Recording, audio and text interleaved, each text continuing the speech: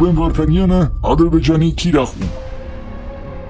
Ռուբեն Վարդանյանը առանձնակի ուշադրության կենտրոնում է, քանի որ ունի միջազգային կապեր եւ հզոր հեղինակություն։ Նրա դեմ գործադրվում են ոչ միայն իրավական, այլև ֆիզիկական եւ հոգեբանական ճնշումներ, հարկադրված խոստովանություններ կորզելու նպատակով։ Չնայած վերջին շրջանում հասարակությունը փորձում է բարձրացնել այս հարցը, սակայն Ռուբեն Վարդանյանի հանդեպ ադրբեջանական բռնությունը շարունակվում է։ Ադրբեջանը փակում է Կարմիր խաչի կոմիտեի գրասենյակը։ Կառույցը հաստատում է այս լուրը, իսկ Բաքվի իշխանությունները դեռ պաշտոնական բացատրություն չեն ներկայացրել։ Այս հարցը նպատակ ունի նվազեցնել միջազգային կառույցի վերահսկողությունը եւ ազդեցությունը, հատկապես այնպիսի կարևոր հարցերում, ինչպիսիք են ռազմագերիների պայմանները։ Եթե գրասենյակը փակվի, Ադրբեջանը ավելի դժվարությամբ կկարողանա խուսափել միջազգային քննադատությունից, քանի որ Կարմիր խաչի կոմիտեն կարևոր դեր է խաղացել տարածաշրջանային մարդասիրական հարցերում։ Այս քայլը Ադրբեջանի կողմից կարող է լինել ընդարձակ քաղաքական քայլ, որպեսզի